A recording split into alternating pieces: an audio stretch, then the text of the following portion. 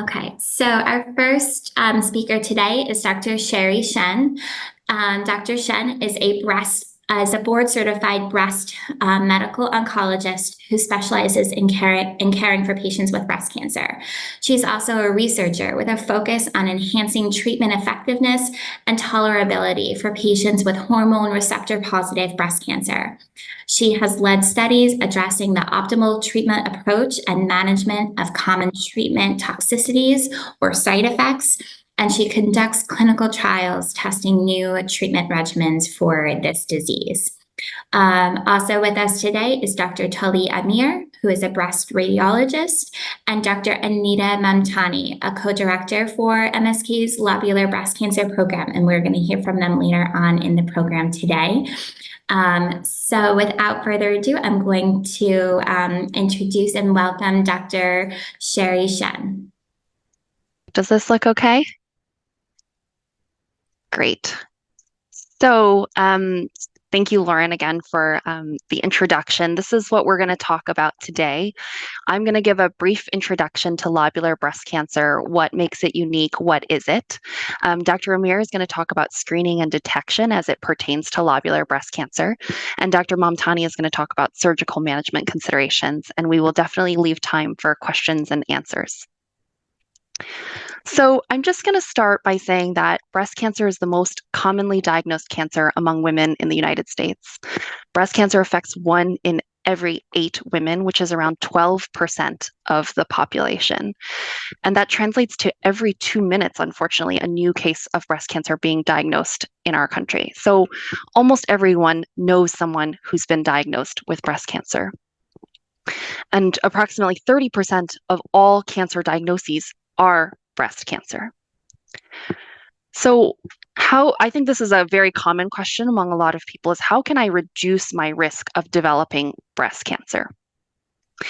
I will say that the vast majority of breast cancers are due to really bad luck, unfortunately. There's a very small proportion of breast cancers that are linked to a genetic syndrome, but in most cases, we don't identify a very specific reason. And there are many non-modifiable risk factors about ourselves that can contribute to breast cancer risk, things that we can't change. That includes being a woman and getting older. It also includes having dense breast tissue, a strong family history of breast cancer, or yourself having been diagnosed with breast cancer in the past. There are some things that we have control over that can contribute to reducing our risk of developing breast cancer. So those are shown here on the right. Alcohol use can contribute to breast cancer risk. Now, I'm not going to say to not drink alcohol. I think we all have to live our lives. But if you're able to keep it to around 7 drinks or fewer per week, ideally fewer than 4 drinks per week, that can help reduce the risk of breast cancer. So that's like 1 drink every other day or maximum 1 per day. Smoking strongly contributes to risk of many different breast cancers, including breast cancer. So if you do not smoke, don't start. If you do smoke, seek help to quit smoking. Obesity can lead to an increased risk of breast cancer, so it's important to try to maintain a healthy weight, and that is done through dietary factors. It's important to eat a plant-forward whole foods diet. So not saying that anyone has to be vegetarian or vegan, but importantly to prioritize fruits and vegetables in the diet, fiber and whole grains, to limit the amount of red meat and processed meat, and to limit the amount of added sugars in the diet. Hand in hand with that, physical activity is very important. We would recommend 150 minutes per week of moderately vigorous physical activity. That's something that gets the heart rate up, like going for a brisk walk, for example, after dinner, 30 minutes every weekday, or vigorous physical activity for 75 minutes per week. Vigorous physical activity is playing a sport, running, swimming, dance class, that sort of thing. So if you enjoy that kind of physical activity, then only 75 minutes per week is necessary there. Breastfeeding is known to reduce the risk of breast cancer, and hormone replacement therapy, which is particularly relevant to lobular breast cancer, which tends to be hormonally driven, can increase the risk of developing breast cancer. So now let me talk about what exactly is lobular breast cancer? Breast cancer primarily starts in one of two places. And let me start by saying that in our breasts, we have these things called lobules that make up a lobe, which is responsible for producing breast milk. And then there are ducts that feed the breast milk to the nipple. So breast cancer can arise in the ducts. It's called invasive ductal carcinoma, and that is the most common type of breast cancer, which accounts for more than 80% of breast cancer diagnoses. Lobular breast cancer happens when a cancer starts in the lobe or the lobule instead, those sacs that are responsible for producing breast milk. And this accounts for 10 to 15% of breast cancers and is also called invasive lobular breast cancer. So just to zoom in a little bit, when we look at a duct, this is showing kind of a cross-section of a normal duct. Ductal breast cancer comes from the cells in the lining of the ducts that can become abnormal, turn into cancer, and start to invade the wall of the duct and structures around it. And again, this is the most common type of breast cancer. Lobular breast cancer happens in these lobules. And so this is showing a cross-section of lobules where cancer cells can grow in those lobules rather than in the ducts. And these can also invade the nearby structures and affect other lobules and other areas of the breast. So how common is lobular breast cancer? Well, this year in 2024, there are an estimated over 300,000 new cases of breast cancer that will be diagnosed in women in the United States. 15% of those diagnoses are estimated to be lobular breast cancer, which is about 46,000 new cases this year alone. That sounds like, 10 to 15% sounds like it might be a small proportion or rare, but to put this in perspective, this year there are an expected 20,000 cases of ovarian cancer that will be diagnosed and 14,000 cases of cervical cancer. So actually, lobular breast cancer is more common than ovarian and cervical cancer combined. So it really is not a rare disease because of how common, unfortunately, breast cancer is. So what makes lobular breast cancer unique? So in ductal breast cancer cells, a cell is shown in purple here. They have a protein on the surface of the cell that's called E-cadherin that's responsible for sticking cells to each other. So that's shown in dark blue here on the surface of the cells. That protein allows cells to grow kind of in a neighboring structure and stick together. As a result, ductal breast cancers tend to grow in a lump and form a tumor because they're all sticking together. So just to kind of illustrate that, this is showing a duct, a cross-section of a duct with a ductal breast cancer that grows in that kind of circular tumor formation within the duct. Lobular breast cancer is unique because lobular breast cancer cells lose that E-cadherin protein that's responsible for helping cells to stick together and therefore kind of grow on top of each other and next to each other. As a result, they don't really need to stick together anymore. And so they can actually grow in a line or even just as kind of scattered cells and not really form that discrete lump or tumor. So that's illustrated here. The little cells are in dark purple. You can see that they kind of grow in these sheets more so than in a lump. So that can make lobular breast cancer very hard to detect. So we often think about breast cancer as a lump that someone might be able to feel or a lump that's seen on a mammogram. But lobular breast cancer can sometimes present as a lump, but it can also sometimes present as more vague symptoms or sometimes even no symptoms at all. Those could be things like breast swelling, changes in the nipple, so discharge or a nipple that turns inward, dimpling of the skin, swelling under the armpit region instead of in the breast, and other kinds of skin changes. Some people might feel breast pain or just kind of this vague feeling of fullness. So I'll use this opportunity to say that I think it's really important, first of all, to undergo breast cancer screening, but also to be your own advocate. I think as women, we a lot of times put everyone else in our lives before ourselves and everyone else's needs, like spouse, kids, sometimes even the dog, right? But it's really important to advocate for yourself. If you feel like something is off, but imaging really isn't showing anything, ask if additional studies are necessary, talk to your doctor, seek a second opinion if necessary.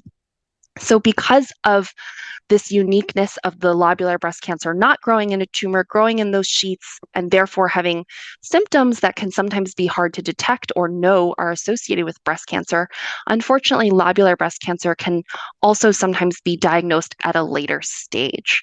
So stage 1, 2, and 3 breast cancer are defined by breast cancer that is still within the breast itself and maybe affects some lymph nodes in the armpit. The larger the breast cancer, the more lymph nodes that are involved, the higher the stage of breast cancer. So lobular breast cancers can be diagnosed more as a stage 2 or stage 3 because they don't have those symptoms necessarily that are so easily detected. If lobular breast cancer has spread outside the breast and gone to other parts of the body, that's called stage 4 cancer. And lobular breast cancer has some unique features in this case as well. So instead of spreading to some of the more common sites associated with breast cancer, lobular breast cancer, because of being those sheets or those cells, tends to spread to some of the linings of the organs, which is a really strange and unusual place for cancers in general to go. So these can include the lining of the brain and the spinal fluid called the leptomeninges. It can affect the eye and the eye socket, the linings, the internal linings of the stomach, colon, and bowel, or the blanket that encases all of those organs within our belly, which is called the peritoneum. It can spread to the ovary or uterus and the bladder. So, how is lobular breast cancer treated? Well, knowing that it comes from a lobule, knowing that it's lobular breast cancer, is one factor among many that we use to determine a personalized treatment plan for each person's breast cancer. Another big factor that we use is what feeds the breast cancer cells or what drives the breast cancer to grow.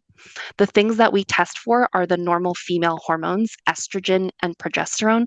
Do those feed the breast cancer cells? If so, that's called a hormonally driven breast cancer. Does the HER2 protein feed breast cancer cells? That would be called a HER2 positive breast cancer. Or if it's none of the above, we call that a triple negative breast cancer. So when we use those terms, we're talking about what feeds that particular breast cancer cell. And lobular breast cancers tend to be very hormonally driven. They tend to rely on the estrogen and progesterone hormones, which dictates how we treat patients with lobular breast cancer. In general, for women with early stage breast cancer, surgery is a part of their treatment regimen. Many women get radiation, and many women may need some form of chemotherapy, hormonal therapy, or targeted therapy. So, why choose Memorial Sloan Kettering for your lobular breast cancer care? First of all, we can provide an expert diagnosis and consultation. This type of cancer is not super easy to diagnose, as I've explained, with all these different reasons. So we have amazing pathologists here who can take a look even at biopsies done outside of MSK to make sure that the diagnosis is correct. And we operate as a multidisciplinary team that can provide expert consultation. What may be rare to some oncologists and some clinics is not rare for us. On our service alone as medical oncologists, we see over 5,000 new patients a year. We take care of over 50,000 patients with breast cancer every year. So it's not rare for us, and we have expertise in this disease type. We are pioneering the latest technologies. So, for example, we're studying very special PET scans that might be better at detecting lobular breast cancer than the traditional PET scans. And we have many, many clinical trial options here. To give an example of that, we led a trial of a targeted therapy that targets a mutation that's found in a greater proportion of lobular breast cancer patients than ductal breast cancer patients. I'm leading a trial of immunotherapy, which may be particularly effective for some lobular breast cancer patients. And Dr. Mamtani is going to talk about a clinical trial surrounding surgery that's specifically for lobular breast cancer patients. So I will end with just a slide on resources for lobular breast cancer. These are all QR codes. You can hold up your camera on your phone and it'll show you the link that takes you directly to the page. The first one is an article about lobular breast cancer. The second is the web page for our new lobular breast cancer program, which contains a lot of resources for patients who are diagnosed with this kind of breast cancer. And the third is a link directly to the webpage of the Lobular Breast Cancer Alliance, which is an amazing national organization focused on lobular breast cancer. We are so fortunate to have several members of the LBCA present here on site with us today at the Breast and Imaging Center. I've personally worked very closely with Lori, the director, and Beth Davis, a patient advocate, and they have just been such a wonderful resource for us. So please do check out their website. And lastly, I just wanted to let everyone know that globally, October 15th has been designated Lobular Breast Cancer Awareness Day. This day was selected because October is Breast Cancer Awareness Month, and the 15th is special because of the 15% of breast cancer diagnoses that are lobular breast cancer. I recognize that today is the 16th. We are one day late due to scheduling issues, but we are still so proud and thrilled to be part of this global effort that the LBCA has really spearheaded.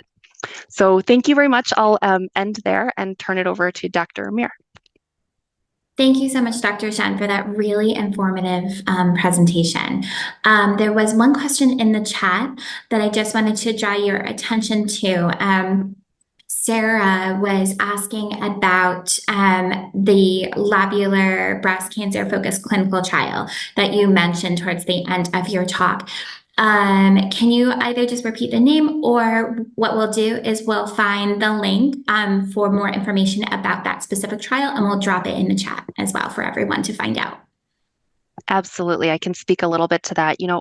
Historically, patients with lobular breast cancer have been totally lumped in with patients with ductal breast cancer. It's just because ductal breast cancer is more common. And so the results of those clinical trials are kind of extrapolated across breast cancers. So what applies to mostly people with ductal breast cancer is just assumed to apply to people with lobular breast cancer. Now, we are learning more and more very recently that lobular breast cancer is not the same as ductal breast cancer. It's driven by different genetic factors, different genetic mutations in the tumor itself. It behaves differently and it responds differently to treatments. But there have been extremely few lobular dedicated clinical trials, mostly because it can be hard to recruit patients to those clinical trials because of the small volumes of patients with lobular breast cancer at each site individually. It's definitely a huge area that we need to expand research in and dedicate funding to, and that's one of our main missions of our lobular breast cancer program. Some of the trials I mentioned, we are trying to encourage patients with lobular breast cancer to enroll in those trials because of very specific characteristics of lobular breast cancer that may respond particularly well to the clinical trials that we have available. But we are involved in our designing the next generation of clinical trials that will be dedicated specifically to patients with lobular breast cancer. Okay, thank you so much, Dr. Shen. And we will we'll share anyone who's attending today will receive a follow-up email from us, and that will have a link to the survey, but we'll share some resources in that email as well. So now I just want to now we're going to kick it off to Dr.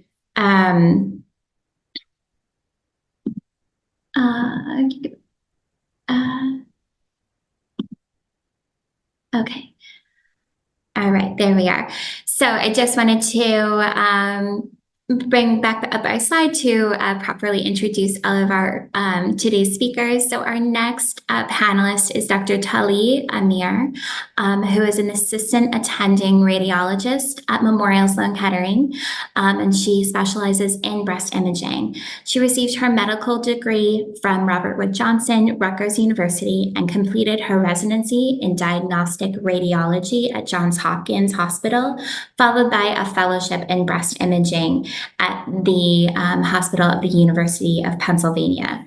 And her research focuses on improving breast cancer screening and diagnoses, particularly through using new technologies, the use of contrast-enhanced mammography, artificial intelligence decision support in breast ultrasound evaluations, and 3D guided in procedures.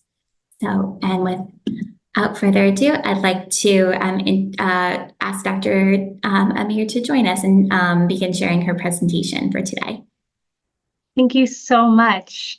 Just going to share my screen. Perfect. So thank you so much for the introduction. And yes, I'll be talking about detection and surveillance of lobular breast cancer. I'll start with a brief overview as it pertains to detection and surveillance.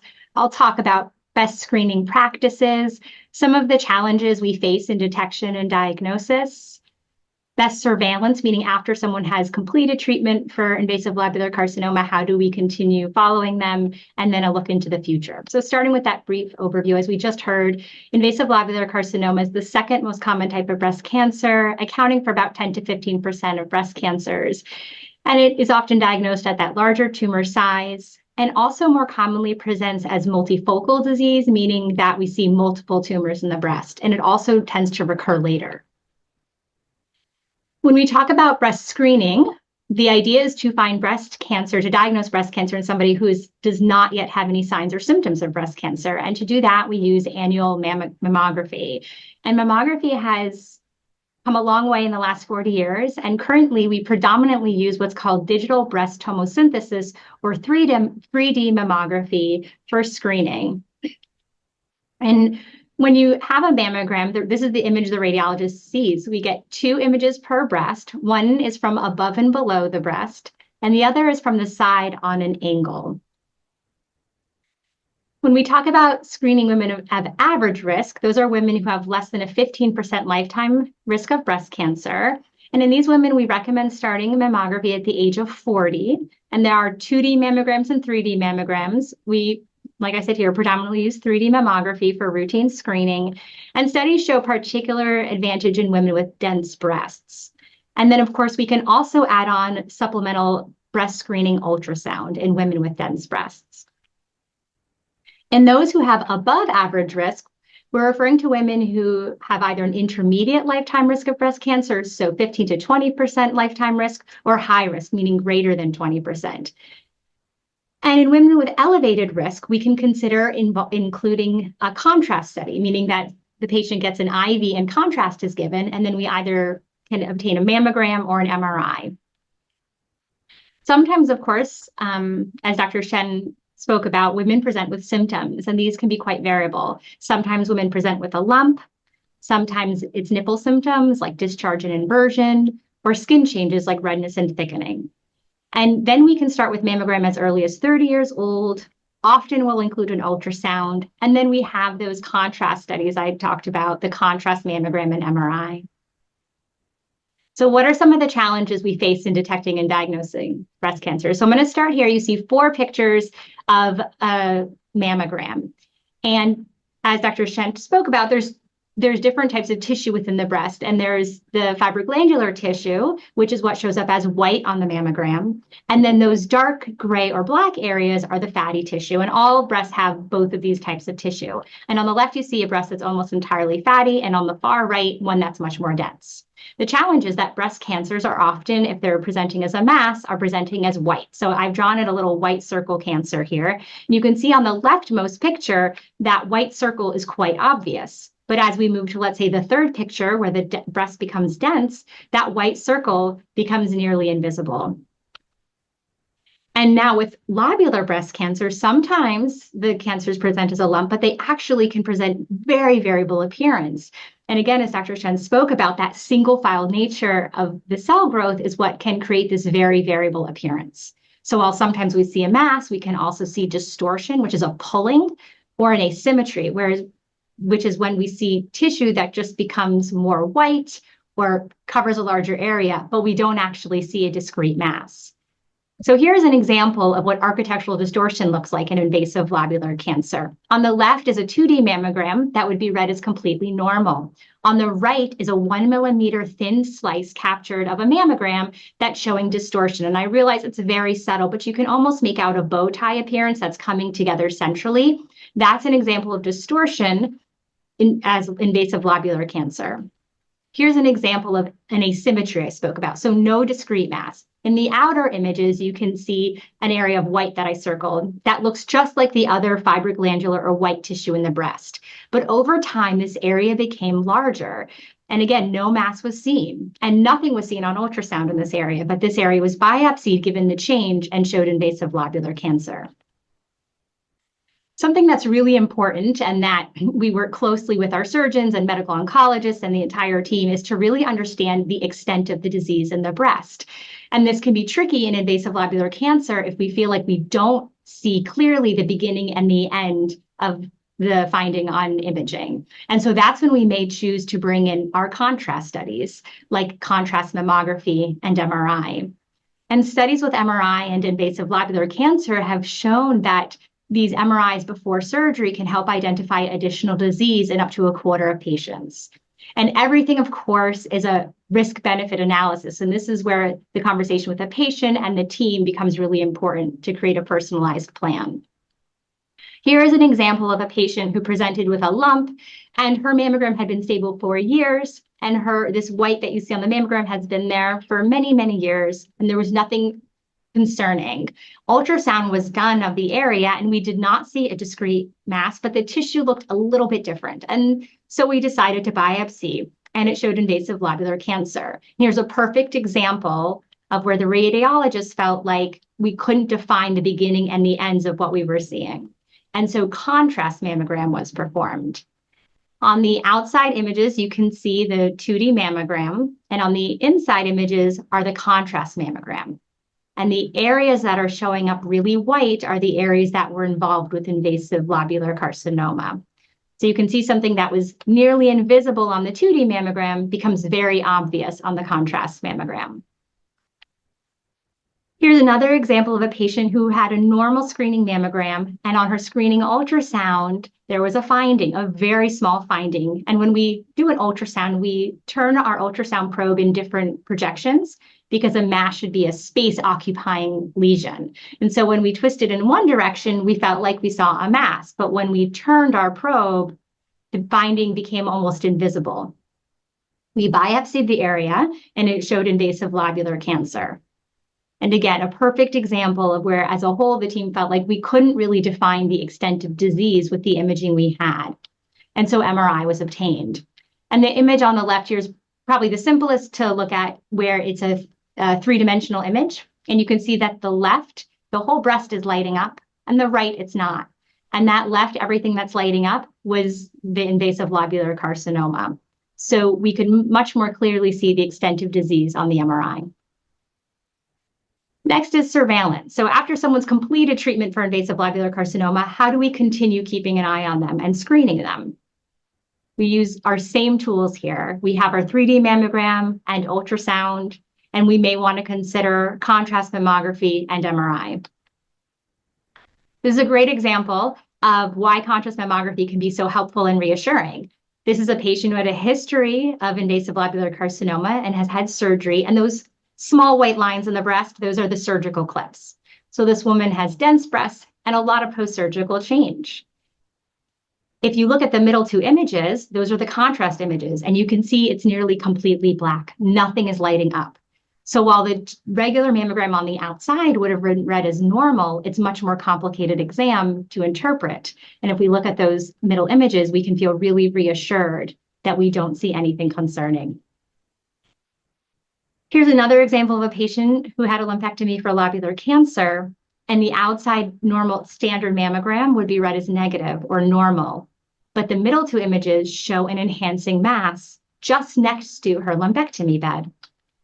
And so we did an MRI for further evaluation, which confirmed a mass, and that was shown to be recurrent invasive lobular cancer. And then, of course, we can screen with MRI, and MRI has really been shown to be helpful in detecting biologically aggressive tumors in young patients less than 50. So lastly, as we look into the future, I think a lot of people, myself included, are extremely interested in artificial intelligence as a helpful tool for invasive lobular carcinoma. We did one study here. We've done a number, but we've done one study here looking at AI decision support software to help assist in detecting small invasive lobular carcinomas. That was very promising. So very excited for what's to come. So our take-home points, as you know now, invasive lobular cancer is not a rare cancer. It can be quite inconspicuous and subtle and sneaky and present very variably. The good news is, though, that we have a whole host of tools that we can use to screen and diagnose and surveil appropriately, and really create a personalized group of tools for the patient based on their personal risk profile. Thank you so much.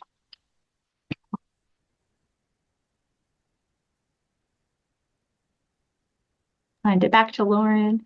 Hi, thank you so much, Dr. Amir, Yeah. for all of this information, especially about all of the nuances with the different types of screening exams.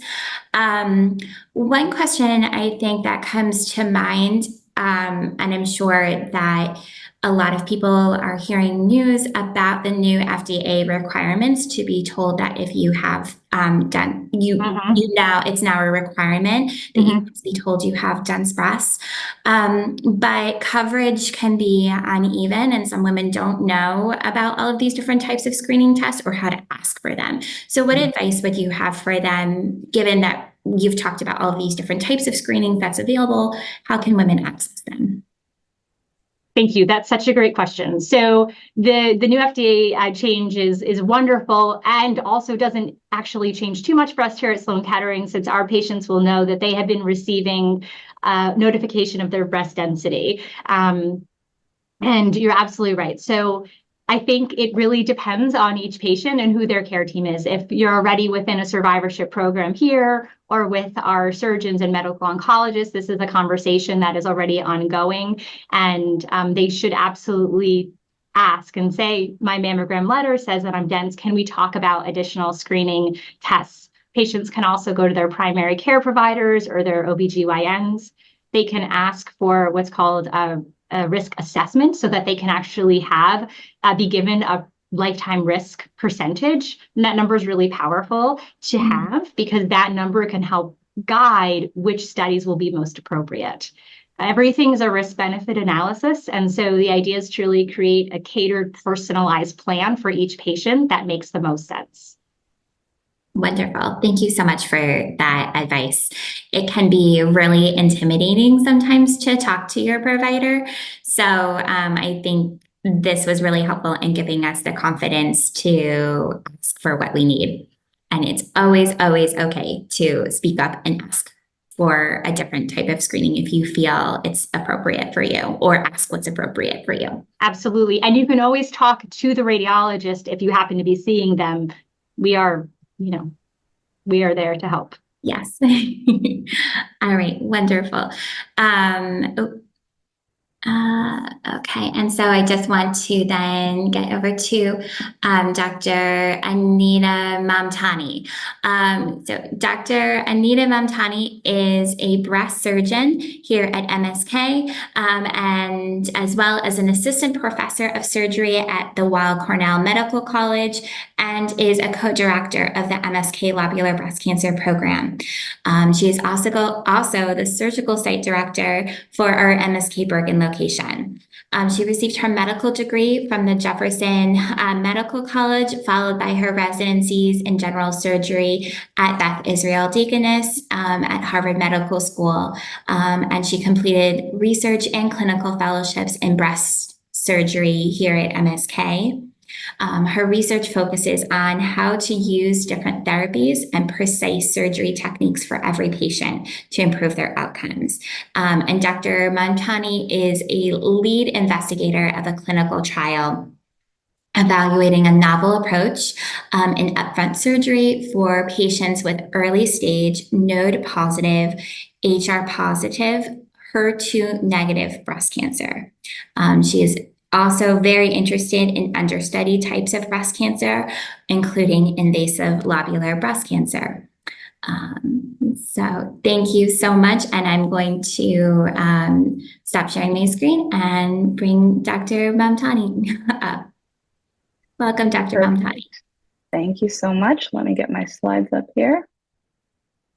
Okay, can you see that okay? Perfect. So thank you so much for that introduction. It's a real pleasure to be doing this today and speaking to this audience. My wonderful colleagues, Dr. Shen, Dr. Amira, have already given a really nice overview, I think, of what lobular breast cancer is, of course, why we need to be aware of it, and also really how this tends to be a unique and somewhat challenging type of breast cancer. But what I'll pivot to talking about now is how we currently approach patients with lobular breast cancer, particularly when it comes to managing them with surgery. Now, as a very broad overview, when we as surgeons approach a patient with a new diagnosis and we try to come up with an optimal treatment plan for them, we do go through a very fundamental evaluation process for any breast cancer patient. We start by utilizing their history, we do a thorough physical exam, we use their imaging and their pathology to drill down on that patient's individual diagnosis and situation. And as has been highlighted as a recurrent theme here, it's very clear at this point that not all patients are the same, and certainly not all breast cancers are the same. Clearly, invasive lobular breast cancer is a unique type of breast disease. Now, happy news in this era is that we are in a time of precision medicine where we are really trying hard to integrate all of the information about the cancer, about the patient. And it's very necessary, I think, to do that, to create an individualized and tailored treatment plan, which is always our goal. Now, before I talk about the details about what a surgeon might offer to a patient with lobular breast cancer, I think the first decision that has to be made is the timeline of events. Where does surgery fit in, and where do the other components fit in? And we can either take patients for what we call upfront surgery, meaning that we do surgery first. And this is the general approach for most early stage cancers. But the alternative is something called a neoadjuvant approach, which means that patients instead receive medication first and then have surgery at a later date. And that is an approach that we typically reserve for more advanced cancers or certain subtypes of cancer. Now, when thinking about surgery for lobular breast cancer, the fundamentals of treatment are really quite similar to other disease types. We have to think about two components surgically. The first is the breast itself, and then the second is the axilla, in other words, the armpit, where the lymph nodes are located. And I'll start with talking about how we approach the breast as surgeons. Generally, we have two options for what we can offer. One of those is called breast conserving surgery, in other words, a lumpectomy. The other option is something called a mastectomy. Now, the first option, which is a lumpectomy, refers to the removal of a tumor within the breast, along with a rim of normal breast tissue around it, which we call a margin. And that's what you see illustrated in the diagram on the right side. The alternative, which is a mastectomy, refers to the removal of the entire breast, and that typically, of course, includes the tumor inside of it. And this can be done with or without reconstruction and utilizing a variety of techniques that exist, a variety of approaches that exist, including skin-sparing mastectomy or sometimes a nipple-sparing mastectomy option.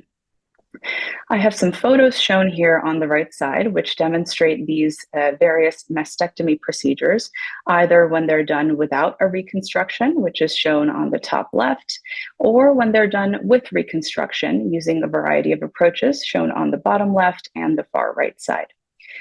Now, reconstruction has certainly advanced a lot in recent years, and generally this can be done either using implants, which are a foreign object placed into the cavity that's created by removal of the native breast, or you can use one's own body tissue, which is called autologous reconstruction, and that can be done by our plastic surgery colleagues using a variety of donor sites. In other words, various parts of the body can be utilized to harvest fat and skin to recreate a reconstructed breast.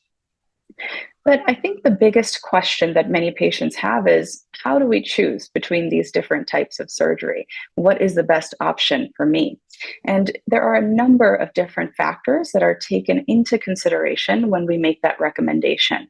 And that'll include many of the disease features, including the extent of the disease, the location of the tumor, the size of the tumor, but also a number of patient factors. And that will include things like genetic testing, family history, and of course, the patient's own preference. The ultimate goal is to take all of these different factors, to take account of everything that fits with the patient's individual goals, priorities, values, and of course, risk factors and disease features that are known about them to create a tailored plan. Now, diving into the history and I think the research trials that have been done in breast surgery over the past many years is beyond the scope of this presentation today, but I thought it was worth highlighting a couple of the questions that I've encountered frequently when giving talks about lobular cancer specifically. And I would say one of the most common questions is, does a lumpectomy versus a mastectomy result in an equivalent outcome for a patient with lobular cancer specifically, if they qualify for either approach? And the answer to that question is yes. There is a very large body of research at this point over the span of multiple decades that has shown that if a patient has an early stage cancer, which is removed with negative margins and followed by standard adjuvant treatments, that patients who have a lumpectomy do have a similar survival outcome to those who have a mastectomy. And indeed, this is true among those with lobular breast cancer as compared to those with the more common ductal type as well. A second very common question, I would say, is, are positive margins more frequent in patients who have lobular cancer? And the research is a little bit mixed. Over the years, there have been some research studies that suggest that indeed lobular breast cancer is a bit more likely compared to the ductal type to have positive margins and require additional intervention. But there are also separate studies that have not shown such a major difference. I think this point in particular highlights the fact that our workup of lobular breast cancer patients has to be certainly tailored and optimal, and we have to use both clinical evaluation, but a very solid imaging evaluation plan to clarify the extent of disease for a lobular breast cancer patient prior to surgery. And a third, and I think final, very common question that comes into play here is whether lobular breast cancer patients are at a higher risk of local recurrence compared to other types of breast cancer. And the research shows that, in fact, the answer is no, that lobular breast cancer patients are at a similar risk of recurrence compared to other types of breast cancer when you compare them stage for stage. In other words, even though we know that lobular breast cancer might be harder to detect and it might be a little bit more sneaky or challenging in that way, fortunately, it appears that after standard treatment, patients with early stage operable cancers do have similar and overall low risks of recurrence with the lobular type when compared to other breast cancer types. So having touched upon the breast, I'll shift gears to talking about how we manage the axilla. In other words, those lymph nodes in our armpit at the time of our surgery. Generally speaking, there are two options that we have for how we handle the lymph nodes, and one of those is called a sentinel lymph node biopsy. The other one is called an axillary lymph node dissection. In some select cases, I'll mention that we have a third option of actually not requiring any lymph node surgery, and that will generally be for elderly patients with very early stage favorable diagnoses. Sentinel node biopsy refers to the selective removal of just a few lymph nodes, which we call the sentinel, or in other words, they're like the gatekeepers at the beginning of the entire chain of lymphatics. And we detect those by injecting a dye into the breast, which travels into the lymph node chain. This is a very nice procedure because we are able to then selectively pick out just a few lymph nodes for testing purposes, and that minimizes the work and, frankly, the damage that we do with any type of surgery in the armpit region. And this is increasingly used for the staging of patients with early breast cancer. On the other hand, the procedure axillary lymph node dissection refers to removal of all of the lymph nodes in the lower two compartments of the axilla, which is still sometimes required by patients who have more advanced disease. The good news is that as patients become more proactive about screening, as awareness increases, and we detect cancers earlier, it is becoming less common for us to have to do this type of removal of many lymph nodes. And many patients do not require this procedure in this day and age. But again, just as was our spirit when thinking about the breast, we again do everything in our power to tailor the surgical approach to the lymph nodes as well.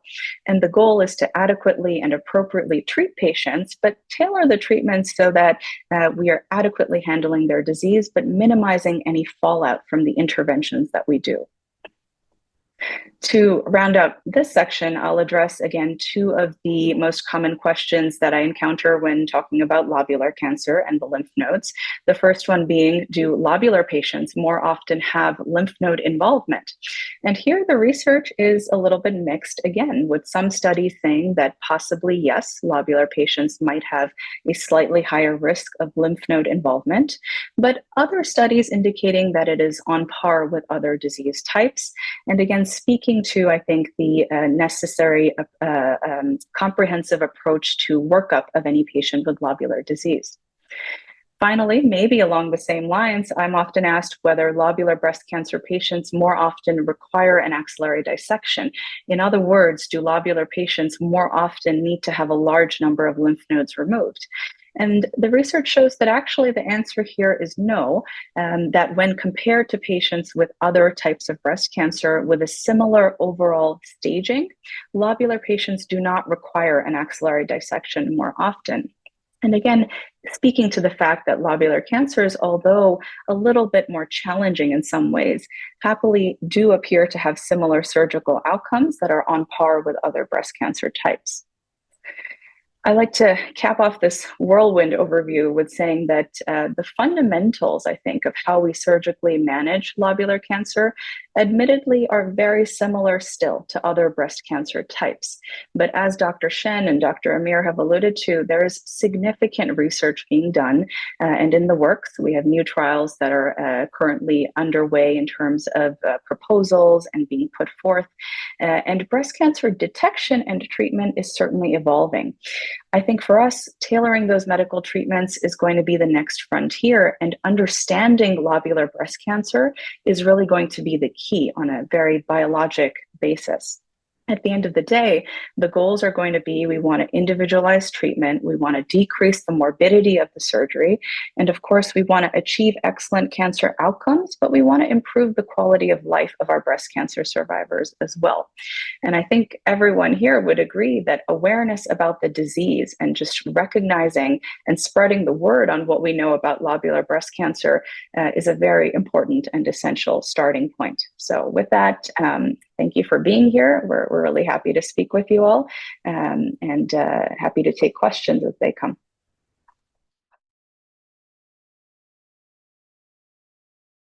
Yes, so the PET scan I mentioned is specifically called an FES PET scan, or you can think of it as an estrogen-directed estrogen-directed PET scan, as many lobular breast cancers are driven by estrogen. So it does look like this is a very promising type of tool for looking for lobular breast cancer.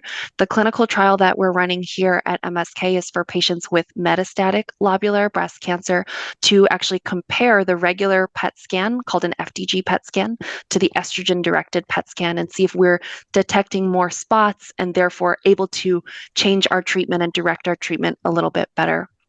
These FES PET scans are currently approved in very specific circumstances, and they can be very tricky to navigate in terms of insurance approval, and they're not approved as disease monitoring long term. They're kind of used just for specific diagnostic purposes. And so we're hoping that with this clinical trial, if we can show that these PET scans are really better for lobular breast cancer patients than traditional PET scans, that this will lead to more expanded use and insurance approval. So Jesse was asking about the standard screening guidelines for breast cancer and the use of mammography. And, we know that breast self-exams are not part of our screening guidelines. It's a tool that we can use to become familiar with the look and feel of our breasts. is there a role for mammograms and BSEs, breast self-exams, when it comes to lobular breast cancer? Yeah, so I can answer the portion on mammography particularly. So our participants may have heard many different recommendations in the media and from different groups about when to start routine screening mammography.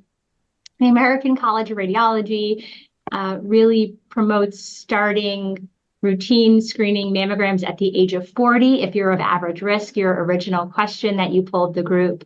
And so that's really important in detecting all types of breast cancer, including lobular breast carcinoma. She's asking about a new blood test, similar to Signatera that MSK is now offering to stage 4 patients. She asks, are there other patients who may be able to take part, such as stage 3 patients with symptoms of possible recurrence? That's such a great question. I think probably the test you're referring to is our MSK Access test. So we have what's called MSK Impact, which is a genetic test that we do on tumors that tests over 500 genes. So this is not genes mutations inherited from mom and dad, but rather the gene mutations that are very specific to the tumor itself, and that can inform treatment options, both kind of standard of care treatment options, but also clinical trials that can be matched based on those mutations. We are offering a blood test now that is called MSK Access, which is kind of run on the same platform to test for all these different kinds of gene mutations. And that's a blood test. So it does not require an actual biopsy to obtain tumor tissue, but rather is just a simple blood draw that can be done with any other blood draw in clinic to look for many of those same mutations. And again, to match to standard therapies or clinical trial therapies. The advantage of that kind of test is that it can be done not just one time through a biopsy, but many times kind of serially in terms of monitoring response to treatment. I think we get a lot of questions about this in the non-stage 4 area about whether these blood tests are really appropriate in detecting perhaps like an early sign of spread of the cancer. And I would say that here, this is where we're still trying to learn a lot of information. We know that detection of something in the bloodstream is certainly suspicious for an eventual recurrence, but we also know that not detecting anything can provide false assurance. So sometimes, even if nothing's detected, that person can have a recurrence still. And so we have a lot of work to do in terms of improving how good these tests are in terms of detecting, 1 in 10,000, but we need to get it to 1 in 10 million to be able to detect any small amount of cancer. And we have a lot of work to do in terms of understanding how we should change treatment based on those results alone. So that's still under study. Thank you. Okay, and this one I think is really important. So one person in the chat asks, after treatment ends for lobular breast cancer, what is the follow-up care in terms of imaging? This person writes that their current medical provider is recommending a mammogram every 2 years. Now, we don't know that, your case and, your personal health history and other risk factors and how long ago you completed treatment, but to the best of our ability, can anyone speak to what at MSK our current follow-up care plan is? I can answer to the imaging side. And yes, this would be, I'll make this a more generalized, I'll take a general patient who has a history of invasive lobular cancer, since I don't know your specific case. But again, starting if you're over the age of 40, let's say someone was diagnosed when they were 45 years old or 50 years old, we recommend annual screening mammography. So we recommend a screening mammogram every single year, as would be the base of everything. And then any additional studies that would be performed on a yearly basis would be really based on that person's personal profile. So if someone was diagnosed at a very young age, or had a cancer that was diagnosed and was invisible on mammogram, or has extremely dense breasts, then we can start thinking about additional screening modalities like supplemental ultrasound, contrast mammograms, or MRIs, depending on the individual case. But at the base, generally speaking, without knowing the specifics of this person's history, we do recommend screening mammography every single year. And I'll also add to that, perhaps this goes without saying, but exam should also be rolled into the follow-up. So certainly imaging is one part of it, but they would want to be plugged in with a provider who sees them regularly, once a year, typically, at least, for an examination. Yeah. I'm speaking from a very advantaged standpoint in that I work with these wonderful colleagues and I know that they are doing these things. So. Okay. Excellent. Is this for patients with metastatic disease as well? Absolutely. And I think this is definitely a space where we need to develop better treatments, and not just that, but treatments that are tailored specifically to our patients with lobular breast cancer. If you have lobular breast cancer, it's really important to get genetic testing, both again as of genes that are inherited, but also genes of the tumor. So if you're at MSK, we can do that MSK impact, that MSK access test. That helps us as researchers learn more about the kinds of mutations that drive lobular breast cancer, but it also helps you and your doctor in determining the appropriate treatment options. And many of our clinical trials now are kind of paired to specific mutations. So we both have a lot of breast cancer clinical trials. We also have phase 1 clinical trials that are run through our early drug delivery service that are paired to those mutations. So absolutely, it's a huge focus for us is stage 4 lobular breast cancer. Sharon asks, what do we know so far about lobular breast cancers and why they are more hormone driven? And why does recurrence sometimes occur later than ductal carcinoma? Yeah, I think Dr. Mamtani and I can both kind of speak to this. So lobular breast cancers, the vast majority tend to be on the kind of slower growing side. They have a genetic type and a physical appearance that makes them a little bit slower dividing, not usually as responsive to chemotherapy, which is meant to kill very fast growing cells. And kind of together with that are very hormonally driven. So it differentiates that a little bit from triple negative breast cancers and HER2 positive breast cancers, which tend to grow very, very quickly and are seen to a smaller degree with lobular breast cancer than with ductal breast cancer. I feel like there's a second part to that question. Let's see. Why is it more hormone driven, and what do we know about why recurrence is happening later after treatment ends? Yeah. And so related to that, because of that kind of slow growing nature, that's why it can actually take a long time for a recurrence to happen. Recurrences happen because breast cancer cells escape the breast in some form before the breast is treated and can persist even despite pills or IV treatments that we give. So they can escape via the bloodstream, not just the lymph system. So even patients who did not have armpit lymph nodes that were involved can still have those recurrences because those cancer cells manage to escape, hide from the immune system, live in the bloodstream or the bone marrow, and many years later develop evolutions that allow them to persist and to adapt to new environments like other organs. That can take a long time to develop. And because of that typical slower growing nature, it's a little bit of kind of math in a way too, with, one cell becoming two becoming four, that there can be that very long latency period or kind of disease-free period before that recurrence happens, unfortunately. So we do know that with lobular breast cancer patients, we have to be very, very vigilant, even in the long term. Dr. Mamtani, did you want to chime in there? That was very well said. I think the only thing I'll add to that is I think this speaks to why appropriate systemic therapies are so meaningful for lobular disease and any hormone-sensitive disease. There are medications that are specifically designed to focus on these treatment targets, which are incredibly effective. They've been used for decades, and I think compliance and taking those medications is of great value, in particular to patients who have disease specific to hormone, or responsive to hormones, I should say. So just another point to tack on there. Wonderful. And I think we have time for one more question that speaks to family history, which can be on the minds of so many of us.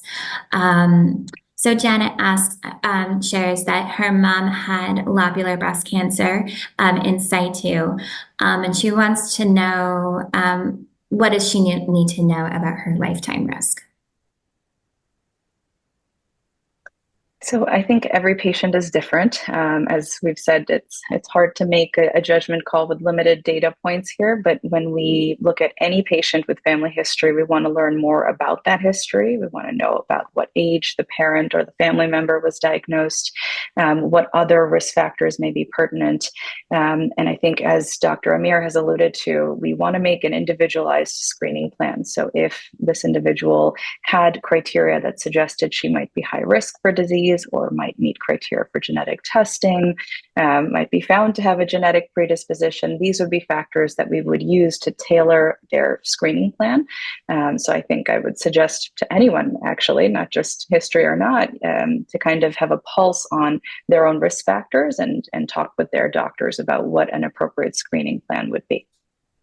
So thank you all so much for your time, and we look forward to seeing you at next year's community town hall. And take care, everyone. Be well.